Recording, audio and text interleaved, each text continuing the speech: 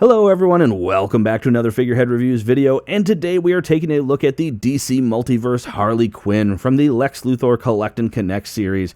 Here we have Harley displayed with all of her accessories in the front window, along with some very cool artwork on the front. At the top we do have that DC logo there. We get that same artwork on both sides as well as on the back. We do have all the other figures needed in this wave to build not only the base Lex Luthor, but the alternate Ruler of Apocalypse Lex Luthor that we see here, with the exception of, just like spoiler, we have Simon Baz, who, to my knowledge, was never released, which is such a bummer.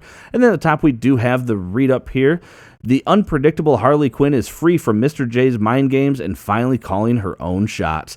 And down here at the bottom, we do have the UPC code. However, this was, I believe, a Walmart exclusive, but I never saw it. I had to get mine on Amazon, so I don't know where you're going to find it. But enough about that. Let's get this open and take a look at Harley Quinn. And here is Harley outside of her packaging, getting ready to crack some skulls there with her famous mallet. And overall, I'm actually really excited for this figure. I think they did a good job overall in the design. It's one of those figures that does some mix match of the old school and new school Mattel articulation, so we'll kind of go over what's good about it and what's bad about it. But overall, they've done some great things with this figures, including giving us quite a few accessories. When standing straight up, though, Harley is going to come in at about 6 2/8 inches tall, which puts her at about 15.9 centimeters. She does come with the mother box for the alternate Collect and Connect piece for Lex Luthor, so we're not going to look at that with the accessories. We'll save that for when we look at Luthor. But let's go ahead and jump in and take a look at that mallet up close and the other accessories that she comes with. And look at the accessories for Harley. We got her mallet, her little shoelace palms there, and then we got the pistol with the little flag there. So starting with that pistol, it looks like it might be like a little 38 or something like that. Actually well sculpted, but not a whole lot of, well, not any paint actually, which would have been kind of cool to get something on the handle or something like that. I don't know. But you can see it does have an opening there, and that is so that you can take the little gag bang flag here, and then you can go ahead and just port that in, and then there you go. And that's actually kind of cool. This might look good with some of the Joker figures, I bet, too. But that is pretty neat and definitely something that the character would do there. And then looking at her signature mallet, so we get her red and black paint scheme on it, and you get the little diamonds there painted on. And the handle looks just fine with the same paint scheme. And then on each end, you get that pow. It's really cool. Just classic comic book style there, so I like that. And then probably the weirdest accessories are these guys that are supposed to be her little shoelace palms. And from what I can tell, that's all you're meant to do is just put it around her ankles, and there you go. But I don't know, that's kind of weird, and I think they look better without them, to be honest, so I probably won't display those with her. But let's go ahead and take a look at the figure now. And here we are up close with Harley, and I'm not sure how I feel about this face sculpt. I don't know. To me, it seems lacking. Maybe her face seems too wide, her eyes seem too far apart. I don't know, what do you think? It just doesn't seem right to me. Maybe her eyes are a little off-center or crooked, but we can see she does have the red and blue eyeshadow applied. I mean, the paint apps for the most part look good, and she's got the pale skin, so I like that. And I don't know how well it's shown up, but she even has a little bit of rosy cheeks, so I do like that, I guess. You can see we go from the blonde hair, and then we do have the blue and red in the pigtails there. So that looks good. And then we have the jacket, which is a little bit of a soft material, so it can move around. It doesn't hinder articulation too bad. And then I just saw the little choker that she's got on. Looks like a little charm there. I can't tell if that's supposed to be a heart. Looks like it might be a heart. Yeah, paint on it's not the best. You get the little diamonds and stars throughout. And then we got a little bit of a paint issue there. And yeah, why did they use a black peg for that? Oh well. But good sculpt work in the sleeves. I like that. Hands.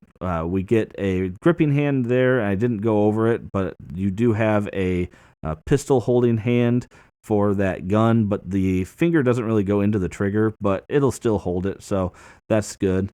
Belt design, little star, some bullets, not bad. And then once again, Mattel putting a stamp on any open area they have. So this time it's on her butt. And yeah, back of the jacket came out looking all right, though. She's got her little shorty shorts. And then this is probably where I'm the most disappointed, and make sure we can see it. Look at how bad the flashing.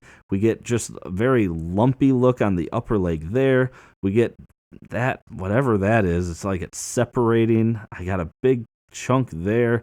A little missed paint. I mean, her upper thighs, I'm really bummed at how bad they came out on this particular figure. Between the flashing and all that, ugh, yeah, not great. But then looking at her stockings, the paint kind of not bad there. Looks like it didn't get fully lined up there. Yeah, not bad. And then the shoes came out actually looking good, though, for being like her Converse that she wears. So I like that.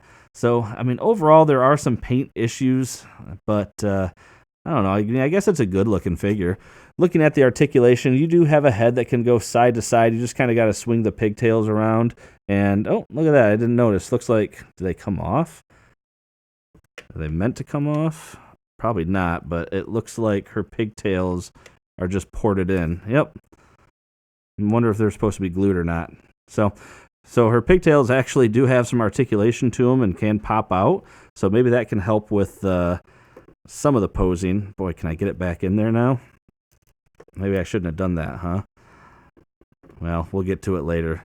Head doesn't really look down.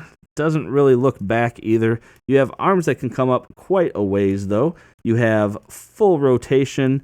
And then you do have, no, you do not have a bicep swivel, but you have a single jointed elbow with rotation there. And then you only have rotation, no hinge on any of the wrists. So we are going kind of old school there.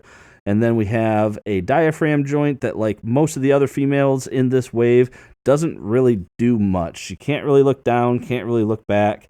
Just kind of gives you some subtle turning. We don't have any kind of waist articulation. You have legs that can come apart that far, kick forward that far, upper thigh cut, double jointed knee, and then you do have a hinge and ankle pivot. And for a character that is known to be a gymnast, I just kind of wish we had a little bit better articulation. And here is Harley next to the Justice Buster Wave Joker. And even though these two really don't share many pages together these days, I still just wanted to show them together. And finally, we have all the figures in this wave. We have the Gotham by Gaslight Batman, the two exclusives, Spoiler and Harley, the Collect and Connect figure, Lex Luthor, the two JLA members, the Ray and Vixen, and the Rebirth Wonder Woman. And that about does it for this review, everyone. And overall, actually, I don't mind this figure. I kind of wish we would have gotten a crazier expression, just being Harley, having a mild-looking face on there. It doesn't really fit the character. Either having just like a really crazy grin or something going on, I think would have been cool.